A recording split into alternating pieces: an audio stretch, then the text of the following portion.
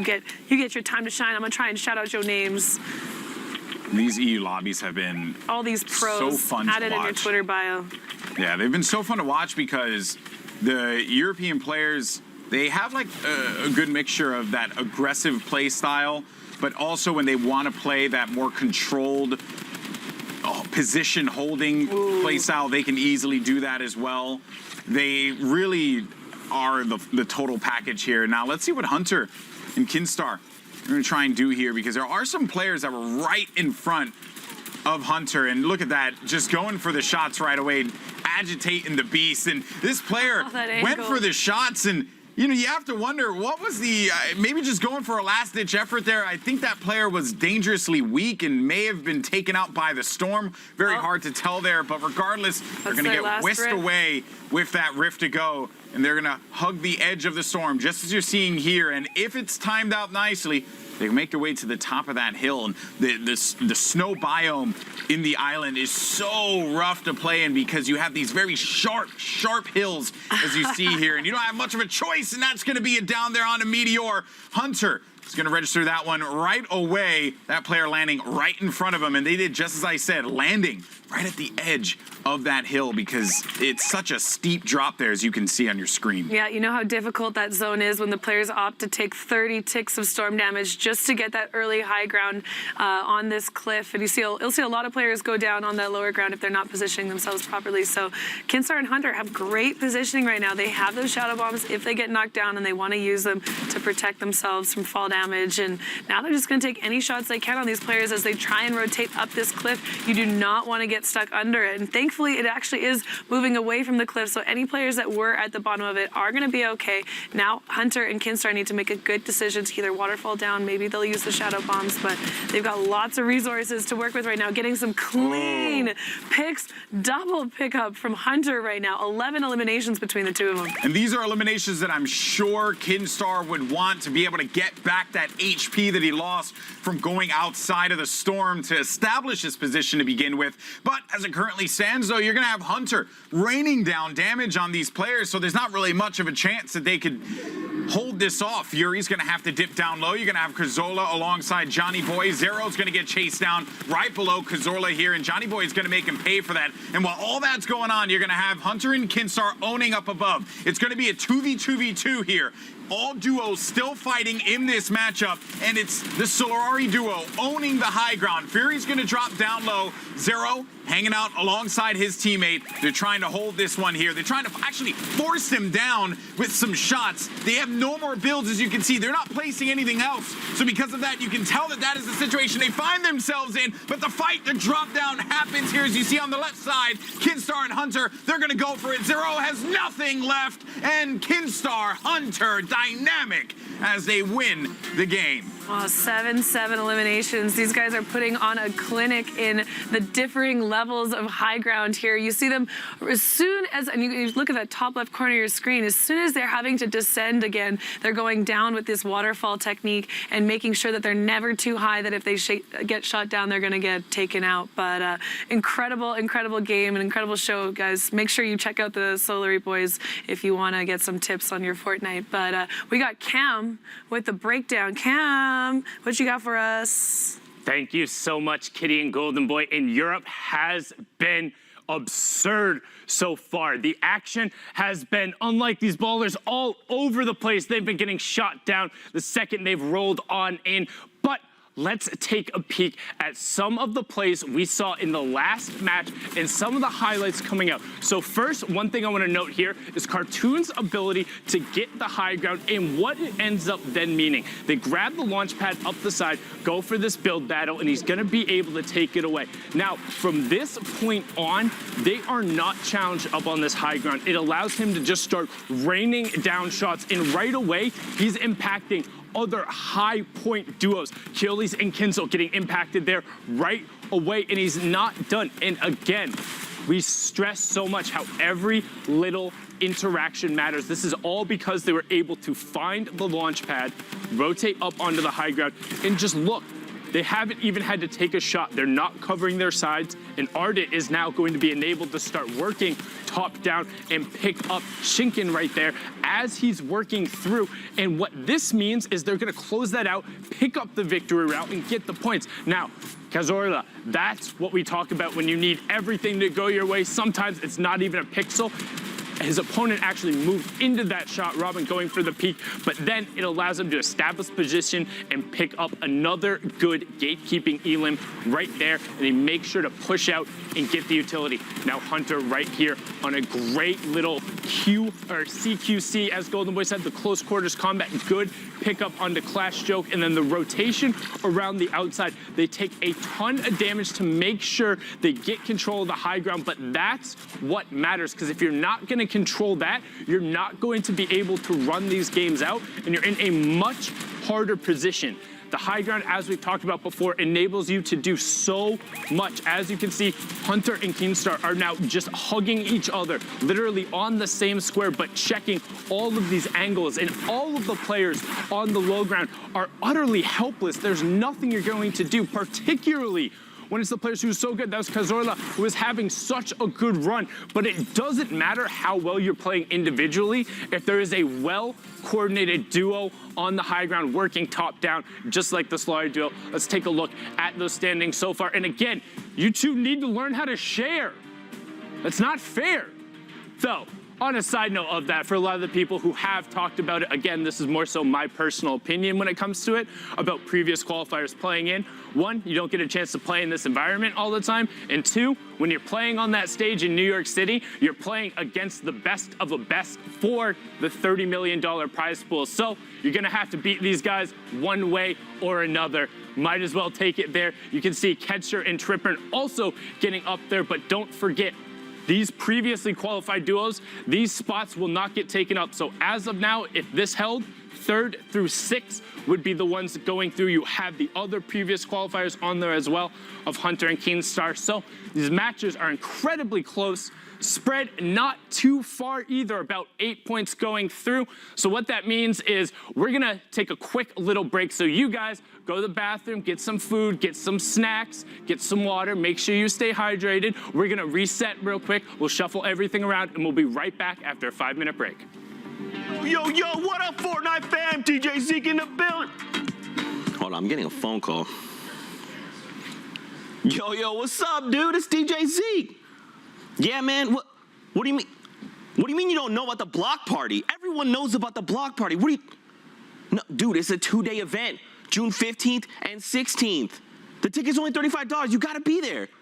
What do you mean who's gonna be there? There's gonna be a ton of people there. You got Cloaksy, Pokimane, Valkyrae, Dr. Lupo, Loserfruit, Kurt JD, Brendan, Yuri, Martin Starr, Samara Redway, Marisha Ray, Tifu, Fear Itself. Everyone's gonna be there. Dog, it's a 2-day event. No, look, the first day is the creative showdown. Team Evolve built this dope game mode for all the fans to watch. The prom, yes, but that's day 2. Day 2 is the celebrity pro-am. They're battling out for a $3 million charity prize pool, dude. Yes. Are the fans gonna be there? Are you guys gonna be there? They say they're gonna be there. Of course, everyone's gonna be the block party. Let's go, we'll go together. All right, okay, DJ Sundown. All right, I'll see you there. Sorry about that, Fortnite fam. Listen, block party, it's gonna be lit. Tickets are $35. You need to buy them because I cannot wait to party with you. Now, Fortnite fam, that's it for me, so DJ Zeke. Yo, what's up, Fortnite fam? Listen, you only got a few more days to hop in and check out the Downtown Drop LTM. Grinding down city streets, collecting coins. Listen, these shoes were so dope, I had to go in and get myself a pair. The Fortnite and Jumpman collaboration is insane. Also, check out the Fortnite shop for that hang time bundle. Listen, I gotta get back, all right? I have more back bling to unlock, so I'm gonna go in and slam dunk the competition. I'll see you there.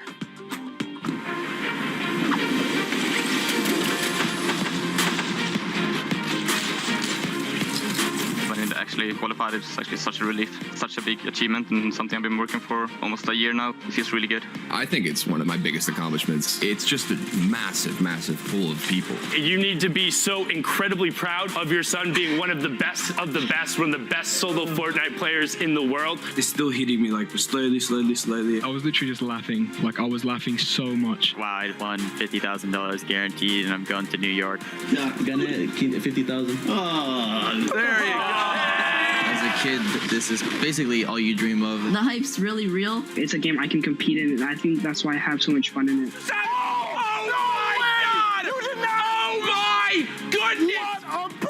I'm incredibly grateful for Fortnite for giving me the opportunity to just pursue gaming, and how many friends I've made through this game. Thank you for everyone who believed in me, because I honestly didn't really believe in myself. It's going to be so fun. I love it. It's awesome. Thanks, Fortnite.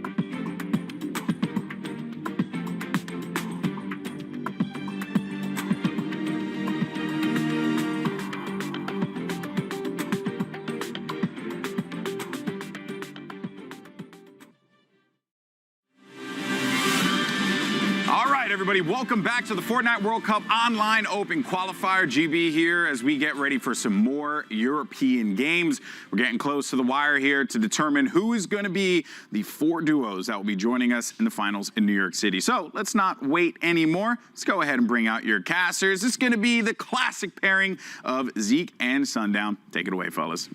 The classic pairing. I feel like that's pretty suitable.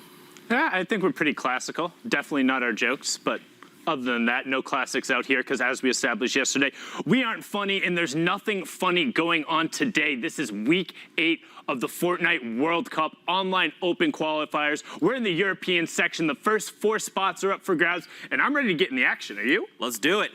Here we go. Games are underway, and I believe we're getting ever closer to that queue time being done. A lot of these players, so in case you didn't know, we're in week 8. All right, this is your first time watching the Fortnite World Cup ever.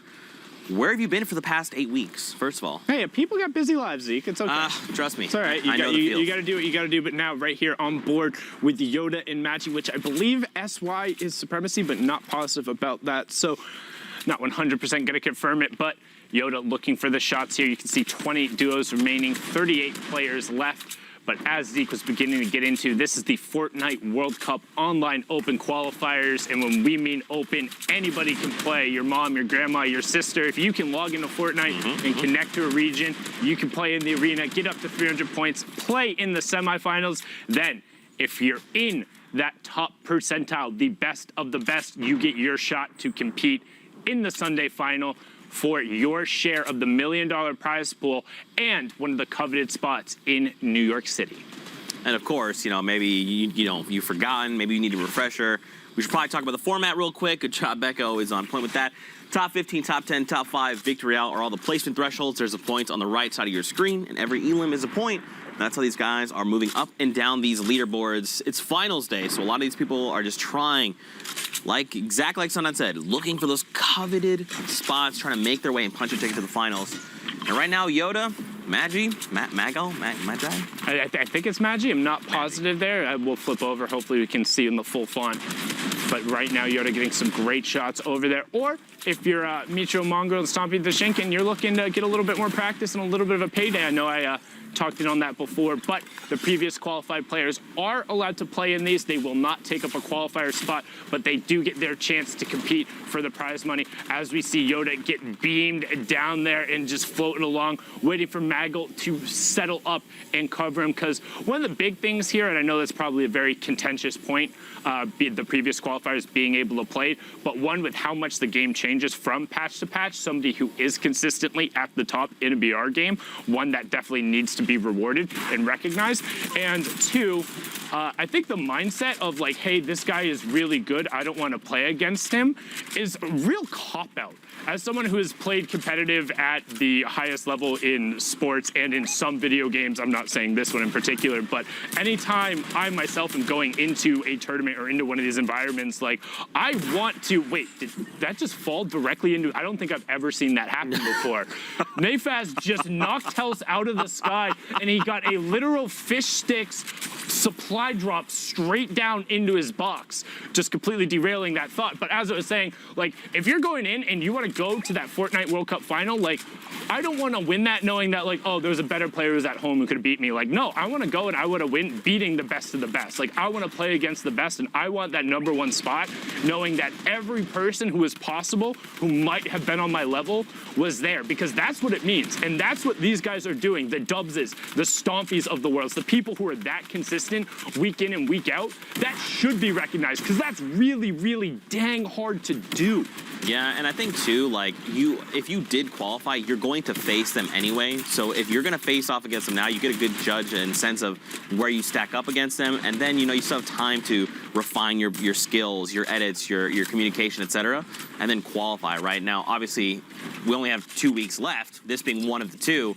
So I have to see how things unfold, but a Rift to go, going to send these players skybound. 2 weeks left of duos. We do still have one more week of solos, but once this has wrapped up, it is only one of one. And again, I also just want to express the point that's my exclusive opinion on that, not speaking for anyone else there. I'm a big proponent of control what is in your control. I know Twiz and I did a really good interview, and he was a big proponent of that. It's like, hey, take everything else out of it, control what's in your hands, and do everything you can, because if not, then you feel like you left something on the table. But right now we have Tixi and Zekix trying to find whatever elims they're able to as they're forcing their way into this box. They find not 2001. Can they clean up the partner? And they will be able to find him as they push through and also get themselves into the top 15. So a nice swing there as they're continuing to tunnel through in the 7th zone. And now they're making their way over Mega Mall. This is Zone 7. Storm Circle is full-on, non-stop moving right now. 20 players left. Make that 18 because another duo is gone. That is 11 total, so one duo needs to fall. We're going to hit top 10. And just look at the positioning coming out of Tixi right now. They're playing this low-ground warrior very well. They're finding elims left and right. Now the question is, do they try to contest for high ground? Mega Mall's, it's like a 2-story building, so they could potentially try and navigate inside. They could try to just claim high ground and contest someone else, make that challenge. Looks like someone's already destroyed some of it and replaced it, which you need to be doing in these types of situations. That's that termiting, able to get up whatever walls you can, kind of stack up your own materials and then throw yours down so you can peek somebody out. But the Healty boys, Nafaz, who got that fish stick supply drop, are still running through their high ground right now as Circle 8 is coming into a close. So those rifts slightly less effective as you have Milan, and I believe that's Osmo on the other side as TSOO trying to find a little bit of space, currently sitting on 50 points, so not too far off of that striking range. Nafaz does finally go down as Magil also gets poppled, so nice recovery from Magil there to continue working into this top 5. But Milan and Osmo have a lot of room to work with right now. Nafaz does get converted on, so 12 players remaining, 7 duos. 11 players now as Popple does take over. Milan going to turn back. That was a 77 shot, but unfortunately, Tinox takes that one away. Idom and Derox are still in this one as well, as Idom